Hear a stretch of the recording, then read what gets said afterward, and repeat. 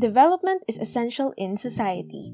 As we humans advance, we must find ways to make sure that development is maintained and is effective for everyone.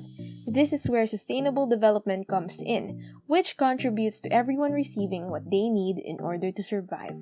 However, recent developments are often detrimental or ineffective to our growth as humans, impacting the concept of social equity. A good example of this lies in alternative developments in housing and social justice, which we will now learn more about here. Why is there hunger amidst plenty and poverty amidst prosperity? Why do the many who are afflicted do not rise up against the few who are privileged and smite them? Wallerstein posed these questions more than 3 decades ago, but they show great relevance to today's situations as the gap between the rich and the poor becomes wider. The higher social triangle continues to detach itself, leaving the vulnerable just where they are. Poverty and inequality persistence haunt and pose as major challenges of Asian cities today, including Philippines' very own Metro Manila. Although the city is experiencing growth and expansion throughout the years, it is weighed down by different dangerous catalysts such as climate change, environmental risk, and unorganized disaster risk reduction and management systems. As a city belonging in the Philippines and specifically close to the coastal area, risks include flooding, sea level rise, monsoon rains, storm surges, and the never-ending typhoons. Combined with socio-political and economic challenges, the city still is unable to cater properly to the urban poor. The post-martial law Philippines saw the decentralization of the government and imposed democracy among its people.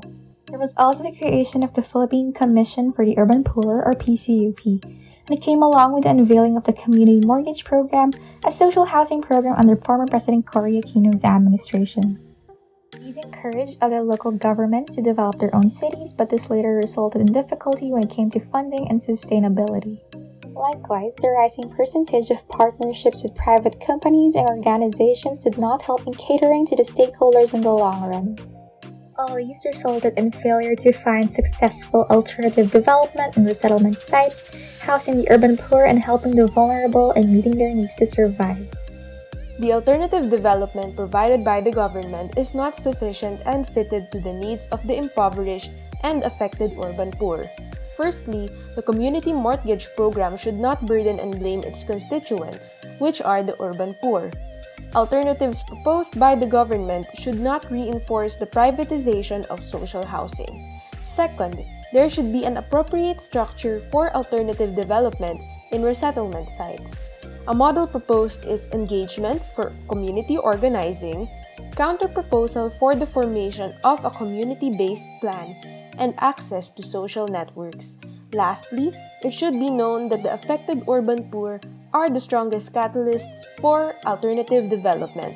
However, improvements should always be sought after by everyone and for anyone.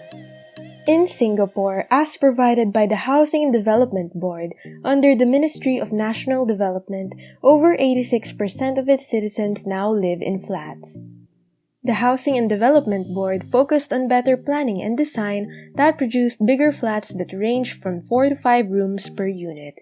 They are also involved in estate management, construction and sale of markets, and other arrangements that enable them to provide flats that are cost-efficient.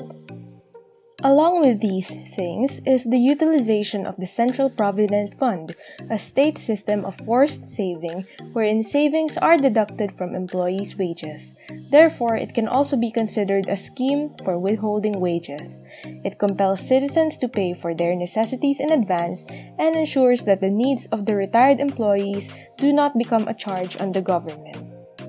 At first look, the program was seen in good light as something that could help alleviate the problem of housing.